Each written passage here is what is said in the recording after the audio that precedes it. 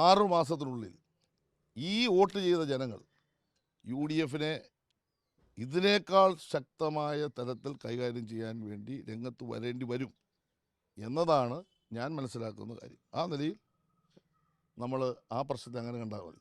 അതിശക്തമായി തിരിച്ചു വരാൻ കഴിയുന്ന രാഷ്ട്രീയ സാഹചര്യമുണ്ട്. കാണേണ്ട ഒരു അപകടം BJPയുടെ വരവാണ്.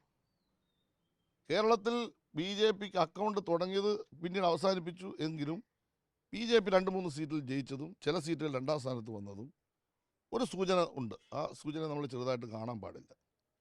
ഭാവി കേരളത്തിൽ വളർത്തിക്കൊണ്ടുവരാൻ പോകുന്ന വർഗീയത, അത് മുസ്ലിം ലീഗ് ഉയർത്തുന്ന വർഗീയതയെ പറ്റിയാണ് BJP പ്രചരിപ്പിക്കുന്നത്, BJPയുടെ വർഗീയതയെ പറ്റിയാണ് മുസ്ലിം ലീഗ് പ്രചരിപ്പിക്കുന്നതെങ്കിൽ കേരളത്തിലെ മനുഷ്യനെ ഡിവൈഡ് ചെയ്യാൻ വേണ്ടി കഴിയുന്ന ഒരു പുതിയ പ്രോസസ്സ്, വർഗീയവൽക്കരണത്തിൻ്റെതായ പുതിയൊരു അവസ്ഥ കേരളത്തിൽ സംജാതമായിട്ടുണ്ടെന്നുള്ളത് മതേതരവാദികളെ സംബന്ധിച്ച് ആശങ്കപ്പെടുന്ന കാര്യമാണ്. അപ്പോൾ അതുകൊണ്ട് ഒരു ഭാഗത്ത് ന്യൂനപക്ഷ വർഗീയതയെ വല്ലാത്ത തലത്തിൽ UDF അതിൻ്റെ കോൺഗ്രസ് പ്രോത്സാഹിപ്പിക്കുമ്പോൾ മറുഭാഗത്ത് BJP ഉയർത്തുന്ന ഭൂരിപക്ഷ വർഗീയതയെ, അത് രണ്ടും തമ്മിലുള്ള ഒരു ഏറ്റുമുട്ടലിലേക്ക് കേരളത്തിൻ്റെ ഭാവി രാഷ്ട്രീയം ഉയർന്നു വരാൻ ഇടവരുന്ന തരത്തിലുള്ള ഒരു ചെറിയ തുടക്കം കുറിച്ചു എന്നത് മതേതരവാദികളെ സംബന്ധിച്ച് ആശങ്കാകരമാണ്. അത് നമ്മൾ ഭാവിയിൽ നന്നായി ആ മേഖല പരിശോധിച്ച് നമ്മൾ ശ്രദ്ധിച്ച് പോകണമെന്നുള്ളതാണ് മൊത്തത്തിൽ എനിക്ക് പറയാനുള്ളത്.